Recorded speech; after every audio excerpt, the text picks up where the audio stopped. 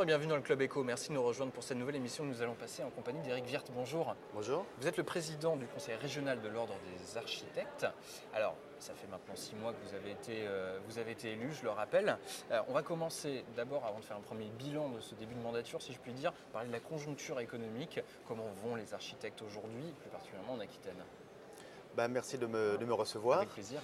La conjoncture, si vous voulez des chiffres qui émanent du ministère du Développement durable, en Aquitaine, entre le 1er janvier 2013 et 1er janvier 2014, c'est plus 39% de mise en chantier de logements. C'est-à-dire que c'est énorme. La deuxième région qui nous suit, ça doit être Poitou-Charentes avec 7%. Ça, c'est un premier chiffre. Le deuxième chiffre, chaque année, on tient des statistiques. Depuis 2006, on a environ 10 à 15 défaillances d'agences d'architecture par an. En janvier, février, on en a 20. C'est-à-dire, au lieu d'en avoir une par mois, on en a 10 par mois, c'est-à-dire 10 fois plus. Comment vous expliquez ce paradoxe des mises en chantier qui augmentent et parallèlement des défaillances qui il y a à la fois des défaillances et plus gravement des architectes qui demandent à être radiés. C'est-à-dire de jeunes agences, des gens de 31, 35, 40 ans qui demandent à être radiés parce qu'ils n'en peuvent plus. Et c'est vrai qu'il y a une vraie frustration parce que, paradoxalement, on inscrit aussi au Conseil régional de l'Ordre beaucoup d'agences, d'antennes, d'agences parisiennes. Donc en clair, je reviens sur le discours que je tenais depuis 6 mois, c'est que ces 5 millions de mètres carrés annoncés entre 2000 et 2030, notamment sur l'agglomération bordelaise et sur la Cube, ne profitent pas à la filière locale. Elles profitent aux agences parisiennes. À d'autres agences de l'extérieur, voilà. Et ce discours que je vous tiens, ça concerne les architectes, mais ça concerne également nos amis bureaux d'études et à terme aussi les PME, etc., qui se voient quand même écartés de pas mal de chantiers. Donc c'est un vrai problème sociétal, c'est au-delà on va dire, de l'aspect corporatiste de mon métier, c'est quelle société on veut demain. Est-ce qu'on veut effectivement développer le tissu économique local ou est-ce qu'effectivement on veut favoriser ou des grands groupes ou des agences qui viennent faire des coups à Bordeaux. Les collectivités locales doivent changer leur manière de faire les choses? Les collectivités locales, les promoteurs privés, de manière générale, la commandent.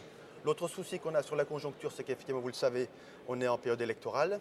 Donc beaucoup de projets, effectivement, sont mis en stand-by ou des décisions qui ont du mal à suivre. Donc même ceux qui ont de la commande, ils ont un peu de mal à travailler parce qu'il y a effectivement cette latence liée à ces échéances électorales. D'accord.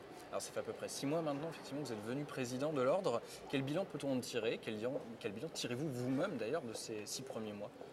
Moi, le premier bilan que je tire, et ça c'est plus par rapport à l'action du nouveau conseil, c'est que je pense qu'on commence à être entendu de nos confrères. C'est-à-dire quand on avait cette volonté de fédérer, de les alerter, de les motiver, de les aider et de leur demander de se remettre en cause, je pense que ce message commence à être entendu. Parce que justement aussi le conseil prend des positions un peu fortes qui montrent que voilà. Et je crois que ce que les confrères doivent vraiment toujours avoir en tête, c'est que cette notion de confraternité, elle est réelle. Et je pense qu'on a un vrai rôle sociétal à jouer. Beaucoup de gens en sont conscients, mais il faut que nos confrères le soient encore plus et démontrent quotidiennement qui sont les vrais acteurs du cadre de vie. D'accord. Lorsque vous avez été élu, vous avez énoncé quelques lignes directrices assez claires. Transformer les cabinets en entreprises d'architecture, c'est quelque chose qui vous tient à cœur, je sais. Pas travailler d'amour et d'eau fraîche, en d'autres termes. Ça, c'était un des axes. Il y en avait d'autres. Je pense notamment à tout ce qui touche à la question de la rénovation et tout ce qui est lié à l'énergie, évidemment, en disant que ça peut être un marché potentiel important pour les architectes. Il y avait d'autres axes. Travailler sur certains départements, peut-être, qui avaient été un peu laissés de côté. Voilà, là-dessus aussi, est-ce que vous sentez que les choses progressent? Tout à fait, parce qu'effectivement, on a une vraie action envers les départements que vous citiez, puisqu'on était encore la semaine dernière à Agen. On était il y a un mois et en Dordogne et encore au Lot-et-Garonne. On était dans les Landes la semaine dernière. À Agen, en conseil décentralisé il y a 2 semaines. Voilà. Donc vraiment, on sent vraiment le plaisir qu'ont les confrères nous rencontrer et à voir qu'on vient les voir. Et l'idée aussi pour nous, effectivement, c'est de les motiver pour avancer dans le bon sens. Le pire pour nous, effectivement, et pour les confrères, c'est l'isolement. Et l'idée pour nous, effectivement, c'est de les fédérer. D'accord. Est-ce qu'ils ont compris, vos confrères, effectivement, qu'il faut structurer une entreprise d'architecture? Oui, ils l'ont compris. C'est un message que ne leur fait pas toujours plaisir parce qu'effectivement, on leur demande vraiment de se remettre en cause. Oubliez vos vieux schémas et pensez à l'avenir. Ce qu'on leur évoque quotidiennement, c'est que demain, on ne travaillera pas comme aujourd'hui. Et notamment avec les nouveaux outils, qui ne sont que des outils, comme la maquette numérique, dont il faut qu'on s'empare. Donc aujourd'hui, je pense qu'on est un peu en retard par rapport aux industriels, par rapport aux grands groupes. par rapport aux étrangers bien entendu. Donc l'idée, et on travaille là-dessus notamment avec une SPL des Landes qui s'appelle de Molland. Oui. On va essayer de travailler avec eux sur ce sujet pour qu'on puisse établir des règles et des process propres à notre culture française. Puisque le BIM est un modèle anglo-saxon. Alors le BIM, pardon, Building Information Model. D'accord. Voilà, il y a plusieurs définitions. Numérique, voilà, c'est la maquette numérique, voilà, qui n'est pas juste un dessin en 3D, mais qui est effectivement un système interopérable entre tous les acteurs de la filière. Dessus. Exactement, voilà. De l'architecte jusqu'à la fin, maître d'ouvrage qui récupère cette maquette numérique pour gérer et maintenir son bâtiment. Ça change fondamentalement d'ailleurs la manière de travailler pour vous, ce type d'outil?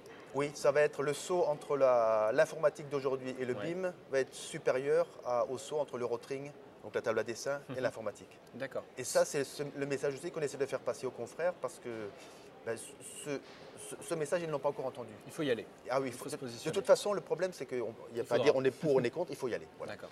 Mais je le rappelle, ce n'est qu'un outil. Il faut qu'on évite justement qu'on se focalise autour de cet outil parce que ce qui est important, c'est le résultat et pas le moyen d'y arriver. Voilà. Mais néanmoins, cette maquette numérique voilà, est là. Il y a même des groupes de pression qui aimeraient que l'utilisation du BIM soit obligatoire dans le cadre de marché public dès 2016, ce qui pose quand même de vrais problèmes. C'est pour ça qu'il faut qu'on y aille, il faut qu'on avance. D'accord.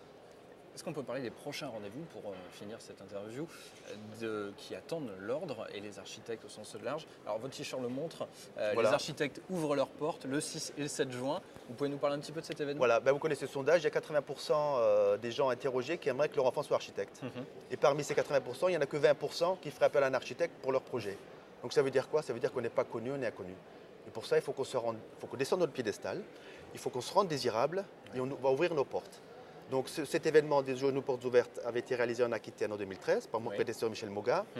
Et cet événement va devenir un événement national cette année, en 2014, des 6 et 7 juin.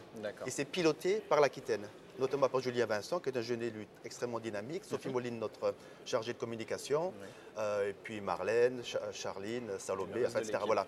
Mais c'est piloté depuis l'Aquitaine pour l'ensemble de la France. Ça va être un grand événement national auquel sont associés les CAUE, les maisons de l'architecture, les DRAC, le ministère de la Culture. Voilà.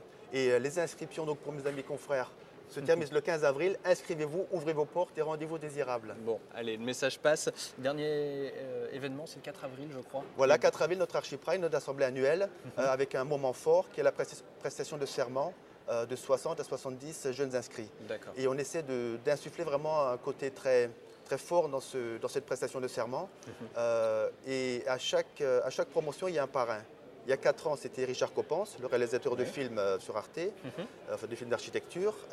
Ensuite, il y a eu Pierre Lajusse, que tout le monde connaît ici, qui a délivré des messages extrêmement forts aux jeunes inscrits. L'année dernière, c'est Thierry Paco, philosophe. Et cette année, élection oblige, c'est un politique. Et c'est Jean-Pierre Sueur, sénateur du Loiret et président de la commission des lois au Sénat, grand ami des architectes. Et voilà, qui va délivrer lui son message aux jeunes inscrits. Et j'espère aussi que nous, on aura des messages à lui faire passer. D'accord. Et bien rendez-vous donc le 4 avril pour cette Archipride. Merci beaucoup, Merci à vous d'avoir participé à cette émission. Merci à vous d'avoir suivi le Club Éco. Je vous donne rendez-vous très vite pour une nouvelle émission. À très vite. Au revoir.